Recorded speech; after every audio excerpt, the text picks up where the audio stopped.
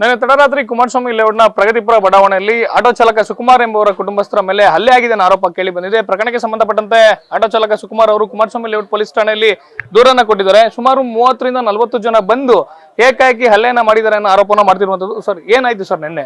Actually ಸುಮಾರು ಸಂಜೆ ನಿನ್ನೆ 7-7:30 ಹಂಗೆ ಒಬ್ಬ ನನ್ನ ಮನೆ ಮುಂದೆ ತಂದು ಆಟೋ ನಿಲ್ಲಿಸ್ತಾನೆ. ಬೇರೆ ಇನ್ನೊಬ್ಬ ಯಾರು ಅಂತ ಗೊತ್ತಿಲ್ಲ, ತಂದು ನಿಲ್ಲಿಸ್ತಾನೆ. ಆಟೋ ತೆಗಿಯೋ ಅಂತ ಒಂದೇ ಒಂದು ಸಣ್ಣ ಮಾತಷ್ಟೇ. ಅದೊಂದು ಸಣ್ಣ ಮಾತಾಗಿರೋದ್ರಿಂದ ಗಾಡಿ ಬಿಟ್ಬಿಟ್ಟು ಓಡೋಗ್ಬಿಟ್ಟ.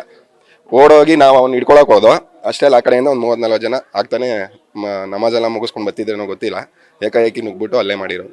ಸರ್, ಈ ಏರಿಯಾದವ್ರೇನ ಅವರು? ಅವ್ರನ್ನೇನಾದ್ರು ಹಿಂದೆ ಮೊದಲು ನೋಡಿದ್ರಾ? ಅದ್ರಲ್ಲಿ ಒಂದು 2-3 ನೋಡಿದೀನಿ. ಇನ್ನು ಮಿಕ್ದವ್ರನ್ನ ನೋಡಿಲ್ಲ. ತುಂಬಾ ಕಂಜೆಷನ್ ಇರೋಂಥ ಏರಿಯಾ, ತುಂಬಾ ಜನ ವಾಸ ಮಾಡುವಂತ ಏರಿಯಾ. ನಿಮ್ಮ ಮೇಲೆ ಯಾಕೆ ಜಗಳ ಆಯ್ತು? ನಿಮ್ಮನ್ನ ಯಾಕೆ ಟಾರ್ಗೆಟ್ ಮಾಡಿದ್ರು ಅಂತೇಳಿ ನನ್ಗೆ ಗೊತ್ತಿಲ್ಲ ಸರ್ ಏನಕ್ಕೆ ಟಾರ್ಗೆಟ್ ಮಾಡಿದ್ದಾರೆ ಅಂತ. ನಾನು ರಾಮಂದು ಪ್ರಾಣ ಪ್ರತಿಷ್ಠಾಪನೆ ಆದಾಗ ಮೇಲ್ಗಡೆ ದೊಡ್ಡದೊಂದು ಬಾವುಟ ಕಟ್ಟಿದ್ದೀನಿ. ಸ್ವಲ್ಪ BJP, ಸ್ವಲ್ಪ ಹಿಂದೂ ಅಂತ ಸ್ವಲ್ಪ ನಾನಾಯ್ತು ನಮ್ದಾಯ್ತು ಅಷ್ಟರಲ್ಲೇ ಇರ್ತೀನಿ. ನಾವು ಫೇಸ್ಬುಕ್ಕಲ್ಲಿ ಇದು ಮಾಡೋದು ಅದೆಲ್ಲ ಮಾಡ್ಕೊಂಡು ಇರ್ತೀನಿ ಅಷ್ಟೇ. ಇನ್ನು ಯಾರಾದ್ರೂ ಹೋಗಿ ನಾನೇನು ಮಾತಾಡೋಕ್ಕೂ ಹೋಗೋದಿಲ್ಲ, ಎಲ್ಲೂ ಹೋಗೋದು ಇಲ್ಲ. ನಾನು ಇರ್ಬೋದು, ಉದ್ದೇಶ ಇರ್ಬೋದು ಏನಾದರೂ ಹಿಂದ್ಗಡೆ. ಸರ್, ಇನ್ಸಿಡೆಂಟ್ ಆಗ್ತಿದ್ದಂಗೆ ಪ್ರತಾಪ್ ಸಿಂಹ ಅವರು ಪೋಸ್ಟ್ ಮಾಡ್ತಾರೆ, ಈ ತರ ಗಲಾಟೆ ಆಗ್ತಿದೆ, ವೇಕಪ್ ಹಿಂದೂಸ್ ಅಂತ ಹೇಳ್ತಾರೆ.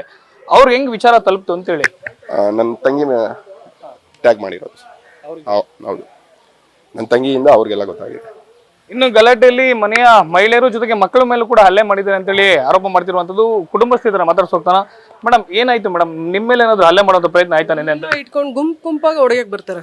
ನನ್ನ ಮಾಂಗೆಲ್ಲ ಚೇನಿಂಗ್ ಇಟ್ಕೊಂಡು ಹೇಳೋದು, ಜುಟ್ಟೆಲ್ಲ ಇಟ್ಕೊಂಡು ಎಲ್ಲಿ ಸಿಕ್ಕರಲ್ಲಿ ಹೊಡ್ಕೊಂಡು ಇವ್ರು ನೋಡ್ದು ಇವ್ರು ನುಕ್ಕಿ ಮಕ್ಕಳನ್ನೆಲ್ಲ ಮಗುನ ಹೊಡೆದಿದ್ದಕ್ಕೆ ಬಿಡ್ರಿ ಅಂತ ಹೋಗಿದ್ದಕ್ಕೆ ಏನೆಲ್ಲ ಗುಂಪು ಹಿಂಗೆ ಕಟ್ಕೊಂಡ್ ಬಂದಿದ್ದಾರೆ. ಆ ವಯಸ್ಸು ಹುಡುಗಿರ ಮೇಲೆ ಹೊಡೆದಿದ್ದಾರೆ, ಬಂದು ಮನೆ ಒಳಗಡೆ ನುಗ್ಗಿ ಹೊಡೆದಿದ್ದಾರೆ.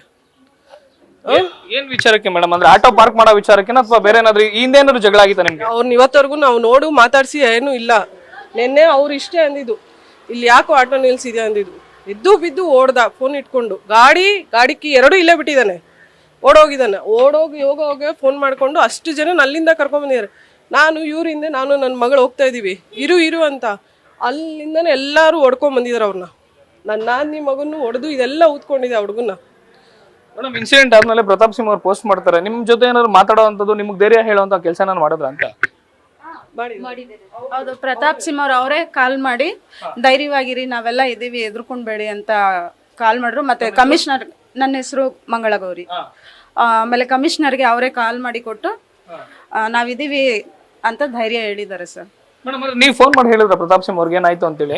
ನಾನು ಫೋನ್ ಮಾಡಿದೆ ಅಂದ್ರೆ ನಮ್ಮ ಅತ್ತಿಗೆ ಹಿಂಗ ಆಗ್ಬಿಟ್ಟಿದೆ ಅಂತ ಕಾಲ್ ಮಾಡಿ ಹೇಳಿದ್ರು. ಆಗ ನಾನು ನನ್ನ ಫ್ರೆಂಡ್ಗೆ ಹೇಳಿದೆ, ಈ ತರ ಆಗ್ಬಿಟ್ಟಿದೆ. ಇದು ಯಾಕೆಂದ್ರೆ ಮುಸ್ಲಿಮ್ಸ್ ಅವರೇ ಅಷ್ಟೊಂದು ಜನ ಬಂದ್ರು ಅಂದ್ರಲ್ವಾ, ನಮಗ್ ಭಯ ಜಾಸ್ತಿ ಆಯ್ತು, ಹಿಂಗ ಆಗ್ಬಿಟ್ಟಿದ್ಯಂತೆ ಅಂತ.